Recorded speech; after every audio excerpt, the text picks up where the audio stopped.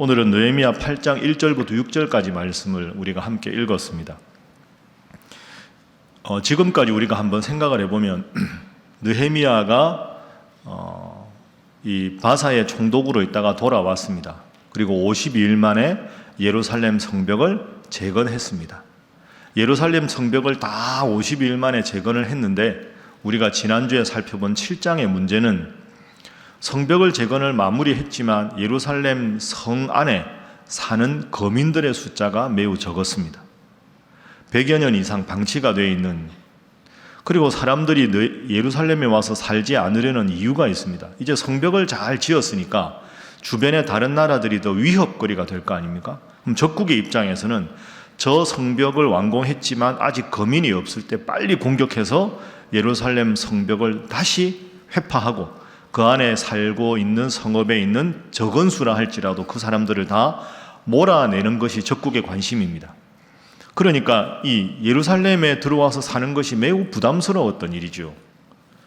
그리고 이미 기원전 537년에 93년 전에 이제 이 느헤미야가 돌아온 건 기원전 444년이니까 93년 전에 돌아온 사람들은 그 당시도 예루살렘이 폐허가 되어 있었기 때문에 예루살렘에 살지 않고 뿔뿔이 약 100여 년간 자기의 생업의 터전을 닦아서 살고 있었습니다.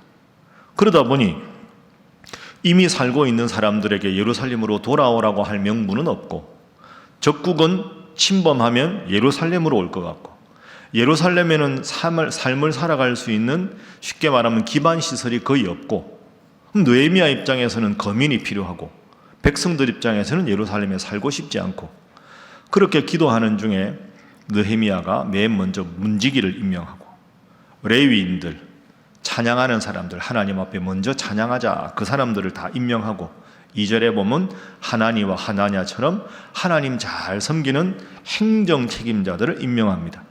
그렇게 일단 딱 틀을 잡고, 거민들이 없는데 어떡하나 했는데 하나님 앞에 기도했을 때 느헤미야 7장 5절에 보면 하나님께서 기도 중에 느헤미야의 마음을 감동시키셔서 93년 전에 스룹바벨이 돌아올 때 각 지파별로, 가문별로 제사장은 몇 명, 레위인은 몇 명, 누가 뭘 했고 그걸 다 정리했던 계보를 발견해서 그 계보대로 원래 예루살렘에 살아야 될 사람들, 그리고 예루살렘에서 제사장을 해야 할 사람, 레위인을 해야 할 사람, 종의 역할을 해야 될 사람, 모든 계보를 얻어서 그것대로 예루살렘을 재정비하였다 하는 것이 7장입니다.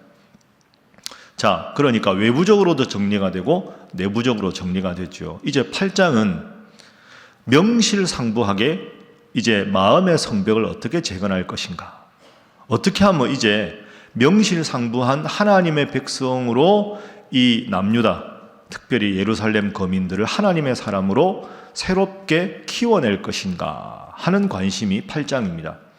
그러니 오늘 여러분들에게도 관심을 적용을 시켜보면, 내가 2024년 새해를 하나님 앞에 새롭게 살기로 결단했는데 어떤 마음으로 무엇부터 해야 하나님 앞에 영적으로 바로 설 수 있는가, 매우 중요한 질문을 안고 오늘 말씀을 한번 살펴보겠습니다. 자, 영적 부흥이 어떻게 가능한가? 영적 부흥이 가능한 세 가지 기도 제목을 우리가 함께 나누겠습니다. 첫 번째는 하나님 앞에 자발적으로 한 마음으로 나아오게 하소서 하는 것입니다. 하나님 앞에 자발적으로 한 마음으로 나아오게 하소서. 혹시 교재 없으신 분 그냥 이렇게 손 드시면 교재 뒤에 있으니까 목사님들 드릴 테니까 읽고 오신 분들은 받으시면 되겠습니다. 한번 저를 따라해 보시죠. 하나님 앞에 자발적으로 한 마음으로 나아오게 하소서. 이게 영적 부흥의 1단계입니다. 하나님 앞에 자발적으로 나아오는 것. 그러니까 오늘 특별 새벽기도의 2주차를 맞이해서 오늘 이 예배당에 오신 여러분들, 영상으로 하시는 여러분들이 가장 복된 분들인 줄로 믿습니다. 하나님 앞에 여러분들이 이 새벽의 추운 날 나오셨지 않습니까? 자, 1절 말씀 한번 보죠. 8장 1절. 자, 우리 한 목소리로 1절 읽습니다. 시작. 이스라엘 자손이 자기들의 성읍에 거주하였더니 일곱째 달에 이르러 모든 백성이 일제히 수문 앞 광장에 모여 학사 에스라에게 여호와께서 이스라엘에게 명령하신 모세의 율법책을 가져오기를 청하매. 아멘. 자, 예루살렘 성벽을 재건한 게 언제냐? 정확하게 날짜를 따져보면 기원전 444년 6월 25일입니다. 기원전 444년 6월 25일 날 성벽 재건을 마무리했습니다. 그런데 1절에 보면 이스라엘 자손이 7째 달에 이르러 나왔다. 2절에 보면 7째 달 초하루에 모였습니다. 7째 달 초하루면 우리말로 하면 7월 1일이죠. 7월 1일. 자, 여러분 생각해 보세요. 6월 25일 날 성벽을 다 재건했습니다. 닷새 지나서 7월 1일 날 모였습니다. 그런데 오늘 본문 1절을 보면 에스라가 느헤미야가 백성들에게 모이라고 한 게 아닙니다. 모여라! 말씀을 읽자 이렇게 한 게 아니고 1절 잘 보세요. 주어가 이스라엘 자손이잖아요. 이스라엘 자손이 자기들의 성읍에 거주하다가 7째 달 2절에 보면 초하루에 모든 백성이 일제히 수문 앞 광장에 모였다. 모든 백성이 모였다. 일제히 모였다. 일제히. 모든 백성이라는 단어가 1절부터 12절 사이에 10번 나옵니다. 모든 백성이 자발적으로 모인 겁니다. 왜 수문 앞 광장에 모였을까요? 제일 넓은 데가 수문 앞 광장이라서 그렇습니다. 온 백성이 모였는데 주어가 이스라엘 자손이죠. 에스라가 느헤미야가 모이라고 한 게 아니라 백성들이 자발적으로 모인 겁니다. 이게 정말로 위대한 일입니다. 자, 날짜 계산해 보세요. 성벽 재건한 게 6월 25일입니다. 그러면 여러분 우리가 느헤미야서 지난 가을에 읽었잖아요. 그럼 이 사람들이 예루살렘에만 사는 사람들이 아닙니다.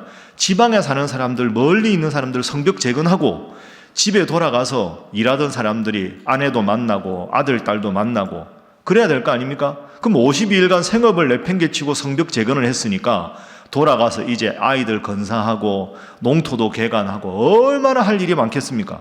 집에 돌아가서 쉽게 말해서 가족들 인사만 하고 자발적으로 다시 예루살렘 성으로 올라왔다는 겁니다. 왜? 하나님 말씀을 들으려고. 왜 닷새가 걸렸을까요? 닷새는 예루살렘의 성벽 근처에 사는 뿐 아니라 지방에 사는 사람들 집에 가자마자 인사하고 돌아오는 게 닷새가 걸린 겁니다. 이 사람들이 돌아와서 뭘 하자고요?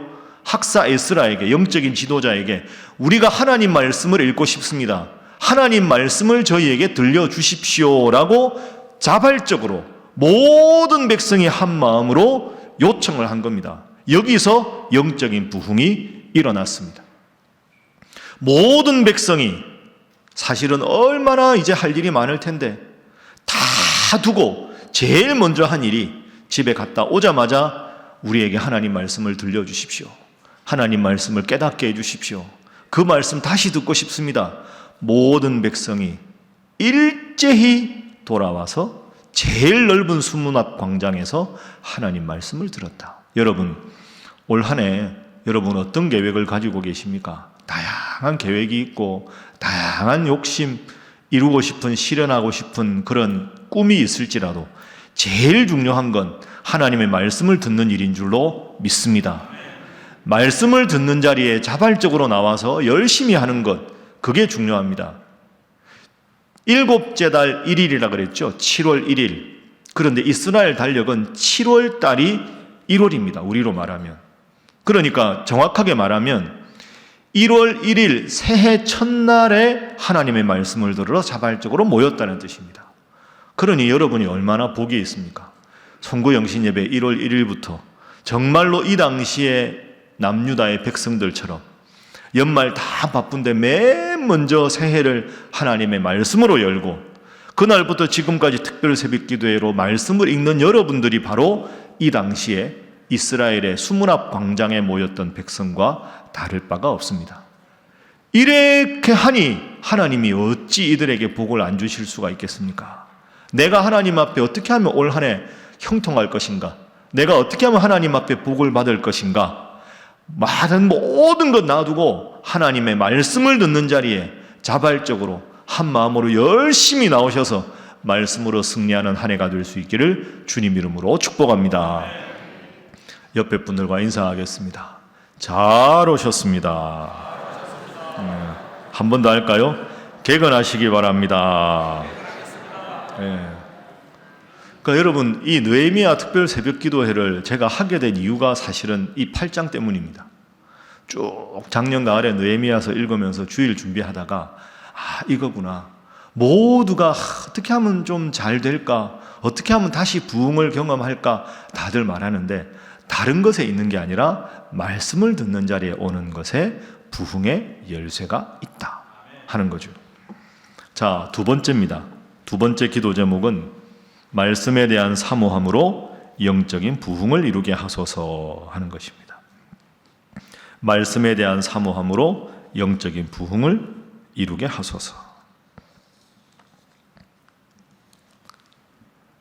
말씀에 대한 사모함, 그게 이들에게 있었습니다. 생각해도 닷새 만에 모이기가 쉽지 않았을 겁니다. 얼마나 할 일이 많았을 텐데. 여러분, 오늘 이렇게 새벽기도 오셨는데 가만히 생각해 보면 예배당에 새벽기도 올 이유와 안 와도 될 이유를 두 개를 한번 쫙 써보면 올 이유가 많을까요? 안 와도 될 이유가 많을까요? 안 와도 될 이유가 훨 많습니다. 날 춥다, 주차 불편하다, 이번 주부터 밥도 안 준다, 얼마나 많습니다. 집에서 해도 된다, 녹화해서 저녁에 해도 된다. 뭐 영상으로 하시는 분들 훌륭한 분들입니다. 그분들도 6시 반까지 이게 쉽지 않거든요. 제가 말씀드렸지 않습니까? 이 시간에 영상을 다 보시고 카메라 찍어서 보내는 분이 한 150명 정도 되는데 여러분들 빼고 그분들 참 훌륭한 분들입니다. 제가 이렇게 지금 보고 있을 텐데 여러분 감사합니다 이렇게 인사라도 해야 될 것 같습니다. 그럼 여러분 생각해 보십시오. 이게 얼마나 감사한 일입니까? 안 와도 되는 이유, 바쁘고 이런 일 많지만 하나님의 말씀을 사모해서 나오는 자리가 가장 복된 자리인 줄로 믿습니다. 자, 1절에 다시 보면 학사 에스라에게 청합니다. 이스라엘 백성들이 학사 에스라에게 율법책을 가져와 주십시오, 율법책을 들려주십시오 하고 부탁합니다. 학사라는 말은 말 그대로 기록하는 사람, 서기관 이런 뜻입니다. 근데 이 당시의 영적인 지도자, 하나님의 율법을 가장 정확하고 바르게 해석하는 영적 지도자가 에스라입니다. 여러분, 그 바벨론의 포로로 잡혀갔다 그랬잖아요. 잡혀갔을 때 이게 좀 복잡한데 바사왕 고레스가 이제 바벨론이 바사에게 멸망을 당했으니까 고레스가 야, 원래 고향으로 돌아가고 싶은 사람 다 돌아가도 좋다. 그래서 1차로 돌아올 때 기원전 537년에 스룹바벨이라는 지도자가 약 5만여 명을 데리고 돌아왔다. 그 계보를 7장에 발견했다 그랬죠. 그러다가 한참 지나서 기원전 458년에 자, 이제는 한 7, 80년 지났으니까 다시 고향 가고 싶은 사람 돌아가도 좋다. 2차 귀환을 할 때 지도자가 에스라입니다. 그리고 458년 3차로 기원전 444년에 3차로 돌아올 때 데리고 온 사람이 느헤미야입니다. 그러니까 에스라와 느헤미야는 동시대 사람이고 하나님의 율법에 가장 박학한 인물이 에스라와 느헤미야입니다. 느헤미야는 술 맡은 관원이었지만 에스라는 원래 근원을 따져보면 최초의 대제사장이었던 아론의 셋째 아들 엘르아살이 있습니다. 그 엘르아살이 16대 손입니다. 그러니까 에스라는 원래 대제사장 가문에다가 율법에 가장 정통한 영적인 최고의 권위자였습니다. 그러니까 남유다 백성들이 에스라, 우리에게 하나님의 말씀을 가르쳐 주십시오. 그 에스라가 보기에는 얼마나 눈물 날 일입니까? 바쁜 백성들이 전부 와서 말씀 좀 가르쳐 주십시오 하니까 이제 1절에서 청합니다. 자, 2절 함께 읽습니다. 시작. 7째 달 초하루에 제사장 에스라가 율법책을 가지고 회중 앞 곧 남자나 여자나 알아들을 만한 모든 사람 앞에 이르러. 아멘. 자, 에스라가 율법책을 가지고 왔는데 회중 보십시오. 남자, 여자, 알아들을 만한 모든 사람들이 다 모였습니다. 자, 3절도 읽어볼까요? 3절 시작. 수문 앞 광장에서 새벽부터 정오까지 남자나 여자나 알아들을 만한 모든 사람 앞에서 읽음에 뭇 백성이 그 율법책에 귀를 기울였는데. 아멘. 자, 율법책을 몇 시간 들었을까요? 3절에 보니까 뭐라고 되어 있습니까? 따라합니다. 새벽부터 정오까지. 그 몇 시간일까요? 최소한 6시간 정도 되는 걸로 학자들이 봅니다. 여러분, 다른 거 한 게 아닙니다. 말씀만 들은 겁니다. 새벽부터 정오까지. 우리 설교 한 30분 이렇게 하는데 새벽부터 정오까지 설교도 아니고 계속 하나님 말씀만 읽는 겁니다. 중간중간에 레위인들이 중간중간에 설명도 했겠지만 새벽부터 정오까지. 따라합니다. 새벽부터 정오까지. 이게 능력입니다. 자발적으로 모여서 말씀을 듣는데 여기서 막 눈물을 흘리고 회개하고 결단하고 그런 사건이 8장 후반절에 등장합니다.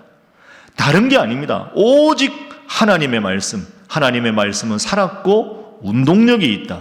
좌우에 나선 어떤 것보다도 예리하다. 히브리서 말씀 아닙니까? 말씀을 듣는데 마음이 뜨거워져서 성령의 충만한 역사를 경험하고 말씀을 듣기만 해도 내 마음의 모든 죄악을 다 하나님 앞에 고백하게 되고 말씀을 듣기만 해도 내가 영적으로 성장하게 되는 것, 그것이 당시에 이 이스라엘 남유다 백성들이 모여서 경험했던 부흥입니다. 여러분, 새벽부터 정오까지. 여러분은 새벽에는 성공했으니까 정오까지만 가면 되는 거죠. 자, 한번 따라하겠습니다. 말씀을 듣지 않아도 되는 사람은 한 사람도 없다. 잘 생각해 보십시오. 나는 이 정도 신앙이나 이제 말씀 안 들어도 돼. 나 성경 여러 번 읽었어. 다 알아. 그게 아닙니다. 말씀을 듣지 않아도 되는 사람은 단 한 사람도 없습니다. 새벽부터 정오까지 말씀을 듣는 데서부터 영적인 부흥이 시작되었다. 이걸 꼭 기억하십시오. 자, 3절 보십시오. 3절.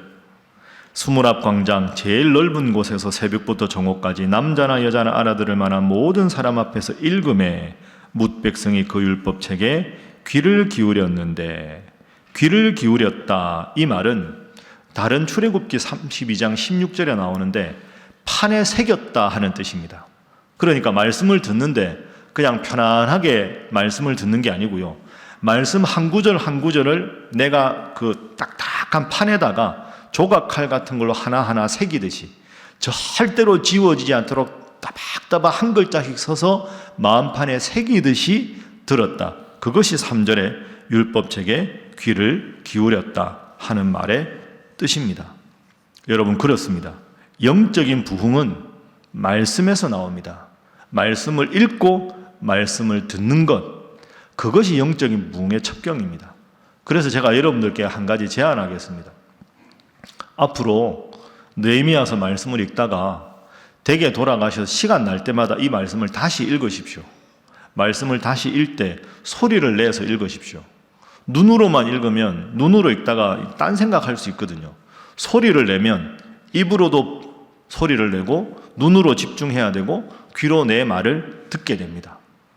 그리고 여러분, 그럴 때 있죠. 까닭 없이 힘들 때 막 마음이 영적으로 눌리는 것 같고 답답하고, 그럴 때는 성경 통독, 성경 읽기 이런 거 워낙에 인터넷에 많으니까 그런 거 틀어놓고요, 말씀을 계속 한번 들어보십시오. 뭐 여러분이 설거지 할 때도 그렇고 그냥 앉아 쉴 때 말씀을 계속 듣기만 해도 이게 얼마나 능력이 있는지 모릅니다. 하나님의 말씀은 능력이 있으니까 그 누구의 어떤 말이 아니라 말씀을 끊임없이 여러분도 읽으시고 듣는 일을 계속 하십시오. 그것만 해도 영적인 부흥이 일어난 겁니다. 여러분, 여기서 이런 생각 한번 해보세요. 제가 말씀 준비하다가 이런 생각이 들었습니다. 제일 쉬운 방법이 있을 것 같지 않습니까? 말씀을 듣는 것보다 더 좋은 방법은 이런 방법일 것 같습니다. 인간적으로 보면 에스라가 느헤미야가 딱 앞에 서고 수많은 사람들이 모였을 때 그 중에서 병자들도 있었을 거 아닙니까? 뭐 다리를 못 쓰는 사람, 눈먼 사람, 얼마나 그런 사람들이 당시에 많았겠습니까? 그런 사람 몇 명 딱 불러다가 그 자리에서 딱 낫게 하면 못 걷던 사람이 걷고 못 보던 사람이 보고 훨씬 더 영향력이 있었을 겁니다. 와! 대단했을 겁니다. 그런 치유의 능력을 발휘했다면 그게 훨씬 더 소문이 나서 많은 사람들이 더 구름대같이 운집하고 더 엄청난 폭발력을 가졌을 겁니다. 왜 그 방법을 안 썼을까요? 하나님이 에스라 느헤미야에게 능력을 보여서 갑자기 귀신이 다 나가고 안진뱅이가 일어서고 귀를 못 듣던 사람이 귀를 듣고 죽었던 사람 몇 명이 살아나고 수문학광장 그 넓은 곳에서 그런 일이 몇 명만 벌어지면 엄청나게 부흥할 것 같지 않습니까? 그런데 그렇게 보기에는 너무 단순하지 않습니까? 말씀을 읽고 그냥 새벽부터 밤까지 정오까지 말씀 듣는 것으로만 그쳤습니다. 효과로 보면 그게 훨씬 더 강할 것 같은데 왜 하나님은 그렇게 안 하셨을까? 안 하신 이유가 있습니다. 만약에 그런 기적이 일어났다면 사람들은 말씀에 주목하지 않았을 겁니다. 하나님에 주목하지 않았을 겁니다. 에스라라는 사람에게 주목했을 겁니다. 느헤미야라는 인물에게 주목했을 겁니다. 에스라가 대단하구나. 저 에스라만 따라가면 내가 인생이 바뀌겠구나. 느헤미야만 따라가면 되겠구나. 느헤미야만 위대한 사람이구나. 그러면 하나님을 의지하기보다는 에스라를 의지하고 느헤미야를 의지하게 되는 겁니다. 장기적으로 생각해 보십시오. 그럼 느헤미야가 나이가 들고 만약에 이런 능력이 떠나가면 어떻게 될까요? 또 다른 제2의 느헤미야를 찾고 또 다른 제2의 에스라를 찾겠죠. 누가 능력이 있다더라. 누가 대단하다더라. 그러면 끊임없이 그런 사람들만 쫓아가는 거지 하나님을 따르지 않고 하나님의 말씀을 따르지 않는 겁니다. 여러분, 물은 평생 먹어도 질리지 않는 이유가 뭐라고요? 맛이 특별하지 않기 때문에. 그러나 물은 평생 먹어도 부작용이 없습니다. 고기 먹다가 콜라 먹으면 시원한 것 같지만 콜라를 물처럼 마실 수는 없는 거지요. 구분해야 합니다. 결국 우리의 영혼을 살리는 것은 능력 있는 하나님의 말씀이요 하나님이신 줄로 믿습니다. 사람에게 의지하고 그 사람 바라보고 그게 중요하지 않습니다. 그래서 저는 이렇게 생각합니다. 제가 우리 신일교회 담임 목사지만 제가 해야 할 일은 제가 부임할 때나 지금이나 언제가 될지 모르지만 신일교회에서 은퇴하는 그날까지 초심을 잃지 않고 하나님 말씀을 열심히 읽고 열심히 기도하고 열심히 말씀을 준비하는 것, 그게 여러분들에 대한 저의 예의고 하나님께서 저를 위임 목사로 부르신 예의지 저는 다른 것 구하지 않습니다. 어떤 분들은 저에게 목사님도 좀 영적인 능력이 있어서 막 귀신도 쫓고 병자도 쫓고 그런 말씀 하시는 분들도 은근히 있는 것 같습니다. 그럴 수 있습니다. 그러나 저에게는 그런 능력이 탁월하지 않습니다. 그러나 저는 말씀 준비하는 게 너무 좋습니다. 자신 있게 이야기할 수 있는 건 제가 신일교회 부임한 날부터 오늘까지 그날에 비해서 단 한순간도 말씀 준비하는 열심히 식어지지 않았습니다. 그래서 저는 감히 말씀드리는 겁니다. 신일교회는 잘 될 줄로 믿습니다. 여러분들 한 분 한 분도 잘 될 줄로 믿습니다. 남들은 몰라도 저는 알거든요. 제가 얼마나 교회를 사랑하는지, 제가 얼마나 여러분을 사랑하는지, 여러분에게 하나님 말씀을 전하기 위해서 제가 얼마나 노심초사 기도하는지, 제가 저를 보기에 제가 변하지 않았는데 제가 변질되지 않았다면 저를 통해 역사하시는 하나님 말씀도 변질되지 않을 것이니 여러분들이 하나님 말씀을 들을 때 여러분의 영혼이 살아나고 여러분의 문제가 해결되고 여러분의 모든 것이 치유될 줄로 믿습니다. 그걸 위해서 기도하십시오. 여러분들도 다른 것 쉽게 말해서 누가 뭐 어떻다더라 너무 쫓아가지 마십시오. 그럼 결국은 하나님보다 사람을 의지하게 됩니다. 하나님의 말씀, 과거에도 진리고 오늘날에도 진리고 10년 전에 읽어도 하나님의 말씀, 지금 읽어도 하나님 말씀, 어린아이가 읽어도 은혜 받고 수십 년 하나님 믿었던 연세 드신 장로님이 읽어도 은혜 받는 이 말씀이 영적인 부흥의 가장 중요한 열쇠임을 깨닫고 이 말씀만 열심히 읽고 외우고 실천함으로 영적인 부흥을 경험하는 여러분 되시기를 주님 이름으로 축복합니다. 그게 두 번째 부흥입니다. 마지막 세 번째입니다. 영적 부흥을 위한 세 번째 기도 제목은 주의 말씀을 겸손하게 청종하게 하소서 하는 것입니다. 주의 말씀을 겸손하게 청종하게 하소서. 자, 이어서 4절 한번 보죠. 4절은 사람 이름이 아주 많이 나와서 제가 읽겠습니다. 그때 학사 에스라가 특별히 지은 나무 강단에 서고 그의 곁 오른쪽에 선자는 마띠대와 스마와 아나냐와 우리야와 힐기야와 마아세야요 그의 왼쪽에 선자는 부다야와 미사엘과 말기야와 하숨과 하스바타나와 스가랴와 무술람이라. 자, 그럼 이 사람들의 역할이 뭐냐? 여러분 한번 상상을 해보십시오. 여기에 모인 인원이 최소한 한 2, 3만 명 정도 됩니다. 수문학 광장에 에스라가 딱 서 있는데 2, 3만 명이 모였습니다. 그 당시에 이런 마이크도 없고 스피커도 없는데 에스라가 아무리 크게 한다고 새벽부터 정오까지 이 말이 2만 명, 3만 명 다 들리겠습니까? 생각해보면 아주 어수선할 수 있는 상황입니다.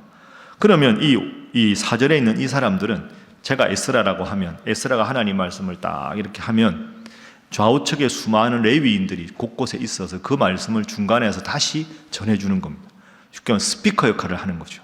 말씀을 전하면 그 말씀을 전하고 말씀에 대해서 설명하면 그 말씀에 대해서 설명하고 그러니까 중간중간에 서서 그 말씀을 자기 앞에 있는 회중들에게 에스라처럼 풀어주는 겁니다.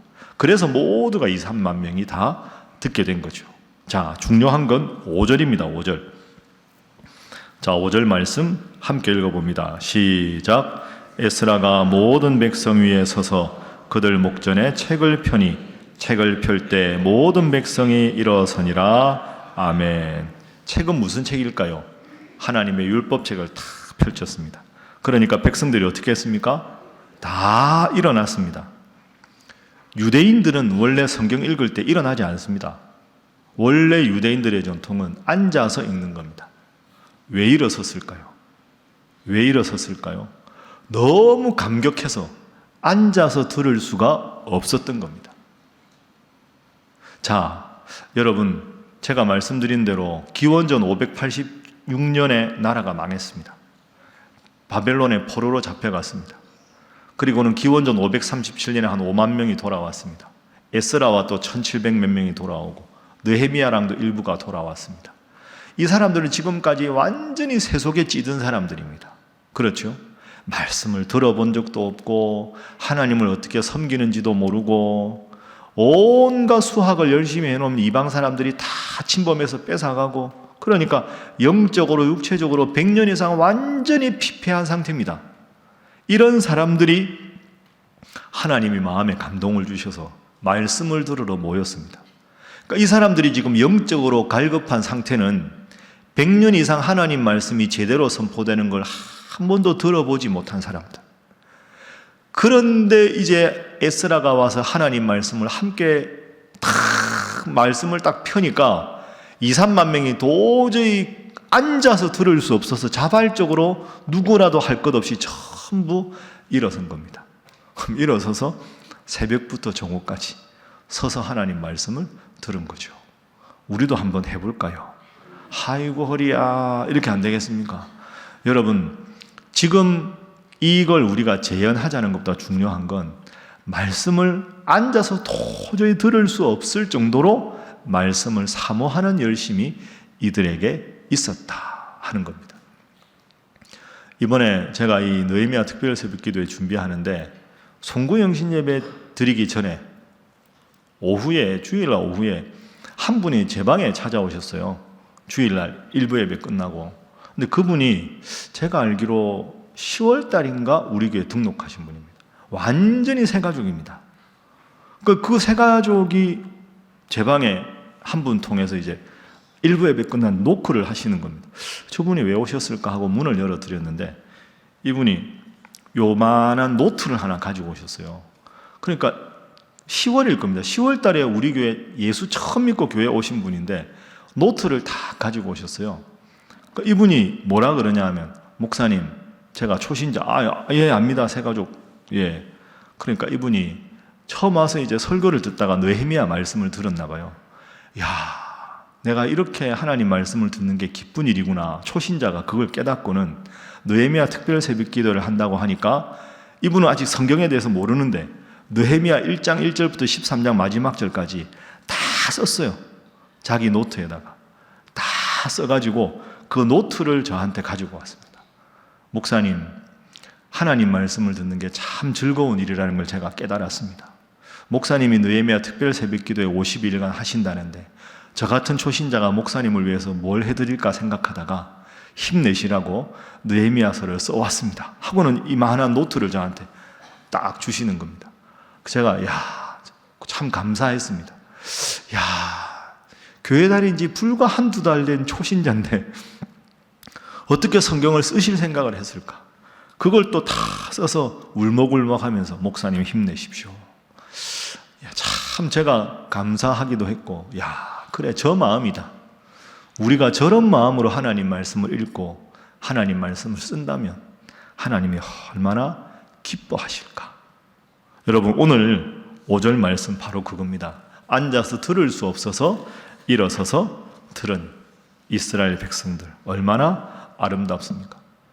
에스라가 너무 기뻤습니다.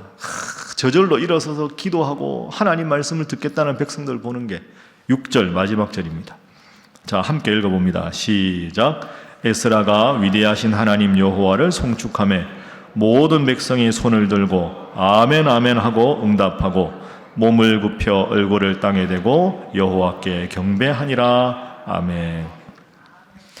말씀을 탁 폈는데 약속이 난 듯이 2-3만 명이 전부 일어서니까 에스라가 그 광경을 탁 보고는 너무 에스라가 감동을 했습니다. 탁 위대하신 하나님 여호와를 송축합시다. 그러니까 모든 백성이 손을 들고 아멘 아멘 한 거죠. 그리고는 몸을 굽혀서 얼굴을 탁 땅에 대고 하나님 말씀 앞에 하나님을 대하듯이 무릎을 꿇고 하나님께 경배했습니다. 이 마음입니다. 이 마음이면 하나님께서 여러분의 삶에 영적인 부흥도 주시고 올 한 해 잘 되게 해주실 줄로 믿습니다. 오늘 말씀을 정리하겠습니다. 관건은 뭡니까? 말씀입니다. 하나님의 말씀을 읽고 쓰고 외우고 새기는 것에서 내 인생에 진정한 영적인 부흥, 세상의 형통이 온다. 다른 것은 없다. 오직 하나님 말씀이다. 어제 제가 말씀 전한 대로 기도를 해도 말씀을 붙잡고 기도하는 것이 필요하다. 올 한 해 송구영 신제배 때 여러분이 받으신 말씀, 그리고 느헤미야서 앞으로도 묵상하면서 들으시는 말씀 중에 내 마음에 확 와닿는 말씀, 그 말씀에 늘 밑줄 치시고 그 말씀 붙잡고 새벽에도 기도하시고 하루 종일 기도하셔서 여러분도 모르는 사이에 말씀이 여러분의 삶을 사로잡고 그 말씀 때문에 위로를 얻고 힘을 얻고 말씀 때문에 병이 떠나가고 말씀 때문에 하나님의 지혜를 얻고 말씀 때문에 형통의 복을 얻는 우리 신일의 모든 성도들이 되시기를 주님 이름으로 축복합니다. 기도하겠습니다. 이 시간 우리 통성으로 기도하겠습니다. 먼저 2가지 제목으로 기도하겠습니다. 하나님, 수문 앞 광장에 온 이스라엘 백성들이 닷새 만에 함께 모여서 다시 기도한 것처럼 말씀을 들은 것처럼 하나님 말씀을 듣는 자리라면 우리 온 신일의 성도들이 자발적으로 한 마음으로 나오는 성도들 되게 하여 주시옵소서. 기도하시고 2번째로는 하나님, 무엇보다 우리 신일교회가 말씀이 충만한 교회, 말씀을 겸손하게 받는 우리 신일교회 신일성도 되게 하여 주시옵소서. 다 함께 이 2가지 제목으로 통성으로 기도합니다. 주여 믿습니다. 주여 믿습니다. 주여 믿습니다.